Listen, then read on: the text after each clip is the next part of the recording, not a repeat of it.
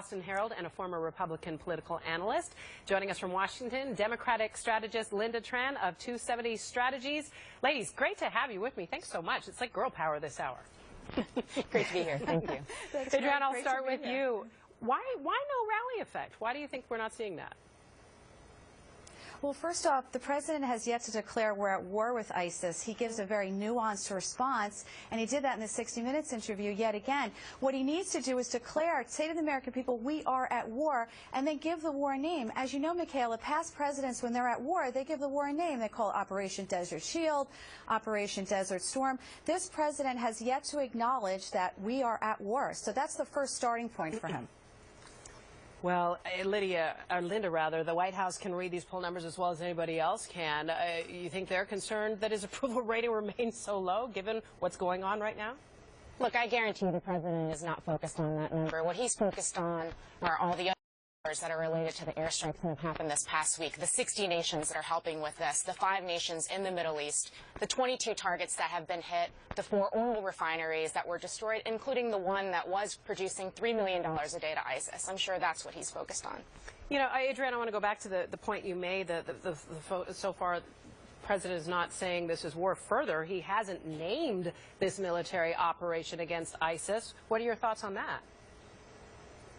First of all, he should tell people the obvious. We know we're at war. ISIS is at war with us. They've beheaded Americans. They're committing mass atrocities. We are at war, and all these airstrikes are proof of that. We also have 1,600 advisors there who are receiving combat pay. So we know we're at war. He should call it what it is. But unfortunately, he has lost the confidence of the American people based on 6 years of, failed policies with his foreign policy and gross misstatements. I mean, for example, he called he called ISIS a JV team earlier this year. We know they're not a JV team. They are the biggest national security threat to our country since 9/11, okay? So now he's saying the Islamic State isn't Islamic. Of course it's Islamic. So we need the president to be upfront with the American people and tell it to us as it is. He also needs to strengthen homeland security, because with this war we need to do 2 things. We need to attack ISIS in the Middle East where they're found, but we also need to protect them from attacking us here at home. And so he should be securing the border, cracking down on rogue student visas, asylum seekers who are bogus asylum seekers. He needs to be strengthening security at our U.S. ports all across the country. He needs to tighten, batten down the hatches here, as well as, implementing airstrikes. Lynda, you don't need me to point out the day on the calendar is getting awfully close. Midterm elections.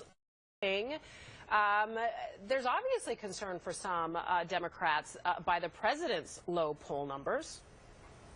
So I think the president's made clear he's going to be out on the trail where he's going to be helpful. But if I could address what Adriana said just a second ago, the president said we're going to lead on this, but this is not our battle to fight alone. And I think that's an important distinction to make.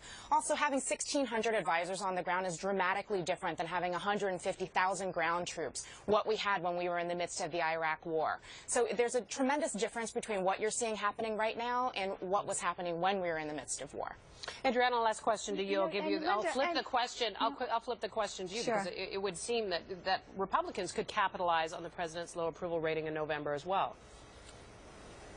Yes, absolutely. And first of all, we don't know how this war is going to unfold. ISIS is doubling in size every few months. First they had 15,000 troops over the summer. Now they're at 33,000. In 8 months or a year, they could be 100,000 people strong, terrorists strong. So arming 5,000 Syrian rebels against 100,000 in a year from now isn't going to cut it. So I think we're definitely going to end up needing to deploy U.S. ground troops. And I think it's great he's building a coalition with other foreign nations, but what he needs to be doing is building a coalition here at home with Congress.